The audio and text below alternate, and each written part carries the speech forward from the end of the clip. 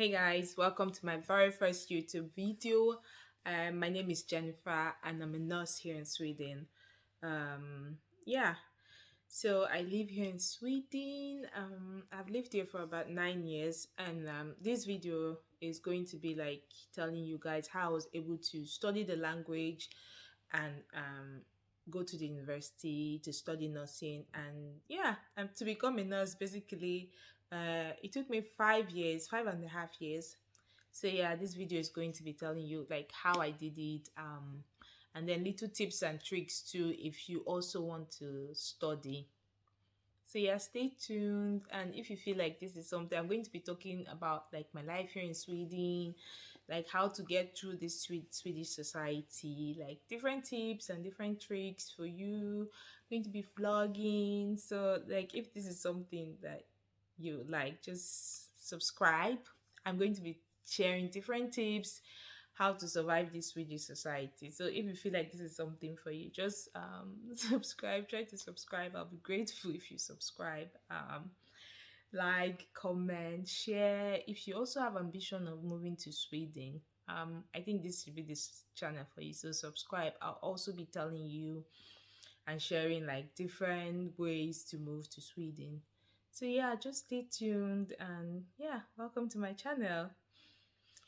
So yeah, today I'm going to be sharing like how I became a registered nurse. I moved to Sweden in 2012, like middle of 2012. That's when I moved to Sweden. So yeah, it took a while, but when I was coming to Sweden, I brought in like my papers with me. I took in all my papers from Nigeria, like my WAEC result, all my original certificates. I brought them with me. So as soon as I came, I sent in my papers to UHR. I think it's UHR. That's the name. I sent it to them like it's a Swedish school board. I sent my papers to them and then they validated it and then they told me that I had that like my equivalent of my WAEC result or the subject I studied in my secondary school equivalent to it here in Sweden was like they gave me mathematics, they gave me biology, English, and then I had like all the points to apply to university. But I had to study Swedish before I'll be eligible to apply to a university. So I had that done. And then I started SFE.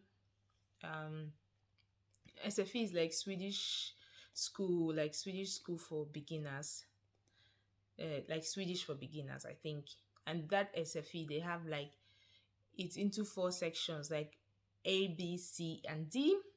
So I did the introduction and then I went straight to C. And then after C, I went to D. And then I had my son. That was like the ending of 2012. It took me like 6 months to finish the whole SFE. Excuse me. It took me like 6 months to finish the whole SFE thing. And then after that, I was home for a year with my son. And then I started again in 2014, beginning of 2014. I started what they call grund because after SFE, you have to do grund. And grund took me 6 months. And after grund, I was done with grund, so it was just Swedish remaining. But for me to be able to study nursing, I needed some health. Some health is like society study, or I don't know how to say it in English, but it's just like a study about the society. And then I needed natural science one and two. So I also applied to do this subject.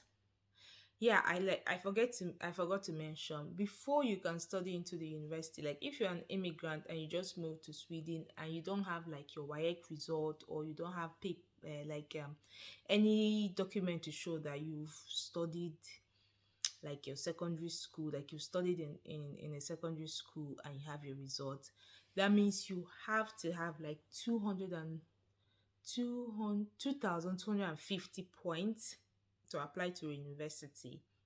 And for you to cover those 2,250 points, that means you have to have studied uh, different subjects.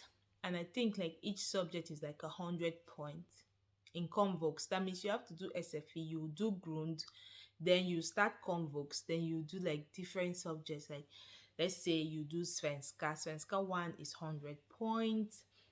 Biology is 100 points.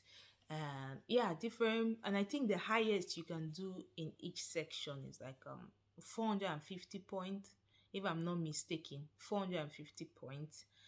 And in a year they have two sections, so that means in a year you can only do 900 points.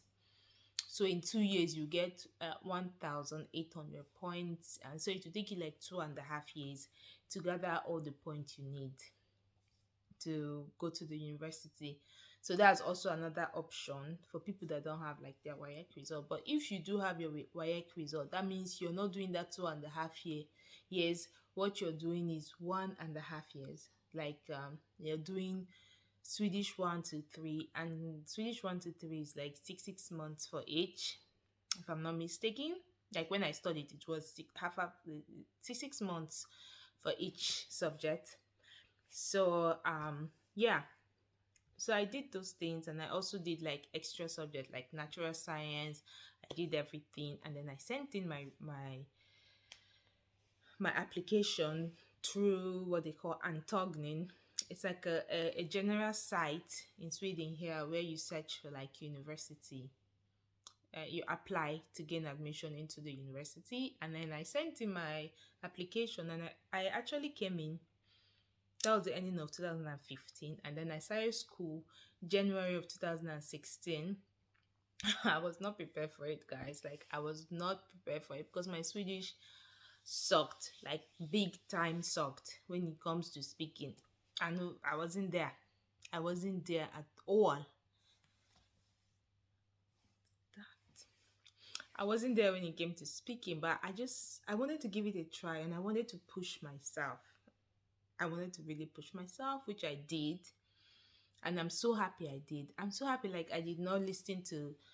I'm so happy I pushed myself, guys. I'm so happy I did, because at the end of the day, I didn't give up. Although my speaking was horrible, but I could write a little bit, so it gave me a little bit of confidence, like small confidence that maybe you can do this, though, maybe you fit. So I did it, and after my first year, I was not like, okay, maybe we can do this. And then we did second year, and then I was like, okay, we're definitely doing this. And then I got pregnant like during my second year, so it was like, but we did it. Like my third year, it went smoothly, and I graduated. I actually graduated, guys. So I was I was just like, what? In the beginning of the session, like when we started, we were, I think we were like 42 students, but when we graduated, we were just 16, and I was like the only black person there. So I was really proud of myself. I was super proud of myself. So all in all, it took me like 5.5 years, and I just feel like as immigrants, when we move to Sweden, we have ambitions, we have goals, and I know a lot of people, like from my own side where I come from Nigeria, a lot of people want to study. It's like in their goal. It's one of their goals. Like when they come, they want to study.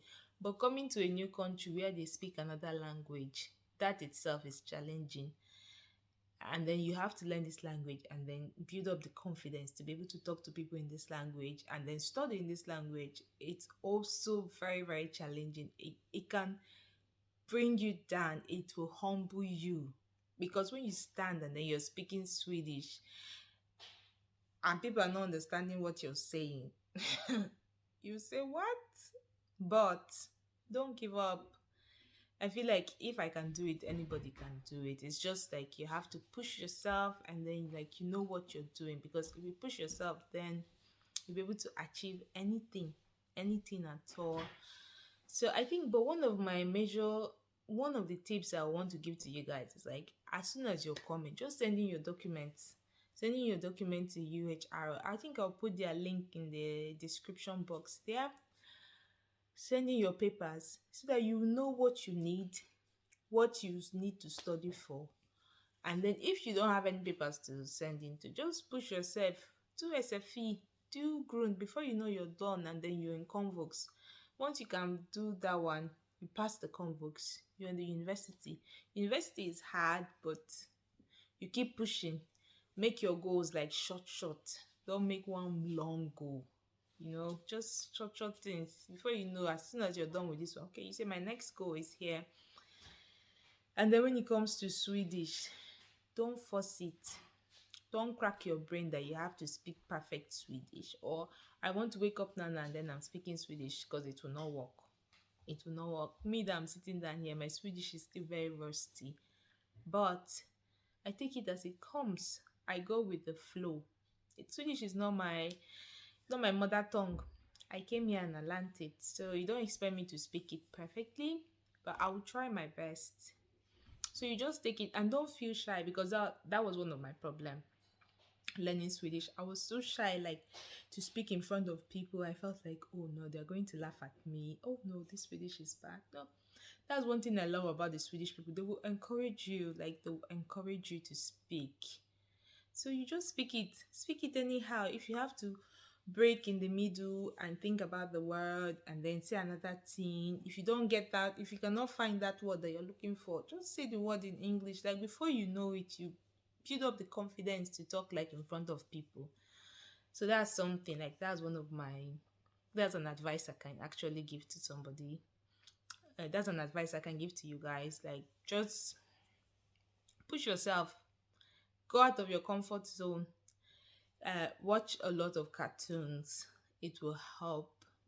Watch a lot of Swedish programs with the subtitle. It will help.